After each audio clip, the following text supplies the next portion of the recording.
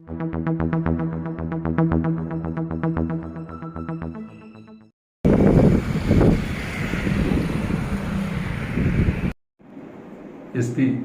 చిత్తూరు జిల్లా SP Manikanta IPS గారి ఆదేశాల మేరకు ఈ దినం సబ్ డివిజన్లో అన్ని సర్కిల్ ఆఫీసెస్ స్టేషన్స్లో రౌడీ కౌన్సిలింగ్ ఇవ్వడం, రౌడీస్, సస్పెక్ట్స్, బ్యాడ్ క్యారెక్టర్ సంబంధించిన అందరినీ పిలిపించేసి కౌన్సిలింగ్ ఇవ్వడం జరిగింది.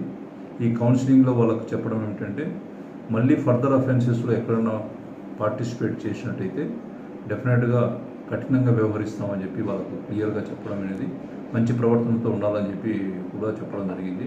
అదేవిధంగా వాళ్ళందరినీ కూడా బైండ్ ఓవర్ చేయడం జరిగింది. బైండ్ ఓవర్ ఎవరైనా కానీ బ్రీచ్ అయినారంటే ఖచ్చితంగా వాళ్ళపైన యాక్షన్ తీసుకొని వాళ్ళు ఏదైతే బాండ్స్ ఇచ్చింటారో సెల్ఫ్ బాండ్స్, ఆ అమౌంట్ను వాళ్ళ దగ్గర నుంచి రికవరీ చేసి గవర్నమెంట్కు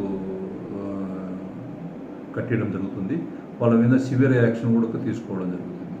తర్వాత మళ్ళీ అఫెన్సెస్లో పాల్గొనకపోతే అది ఆ అఫెన్స్ వాళ్ళు రౌడీ షీటర్ చేసినారు కాబట్టి వాళ్ళ అఫెన్స్ కొద్ది గ్రావిటీ పబ్లిక్ చూసేదానికి కూడా ఎక్కువ ఉంటుంది. కాబట్టి వాళ్ళ మీద కఠినంగా వ్యవహరిస్తామని చెప్పేసి వాళ్ళకందరికీ చెప్పడం జరిగింది.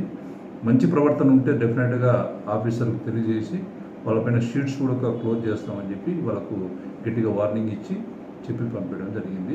ఎలక్షన్స్ మెయిన్ ఉద్దేశం ఏంటంటే, ఎలక్షన్స్ పీస్ఫుల్ వాతావరణంలో ఫ్రీ అండ్ ఫెయిర్ ఎలక్షన్ జరగాలనే ఉద్దేశంతో వాళ్ళందరికీ క్లియర్గా చెప్పడం జరిగింది. అదే కూడా పబ్లిక్ కూడా సహకరించాలని చెప్పేసి పబ్లిక్ కానీ రాజకీయ నాయకులు కూడా పోలీసుకు సహకరించి ఎటువంటి ఇన్సిడెంట్ ఫ్రీ జరిగేటట్టు ఎలక్షన్స్లో సహకరించాలని చెప్పి చెప్పడం జరిగింది.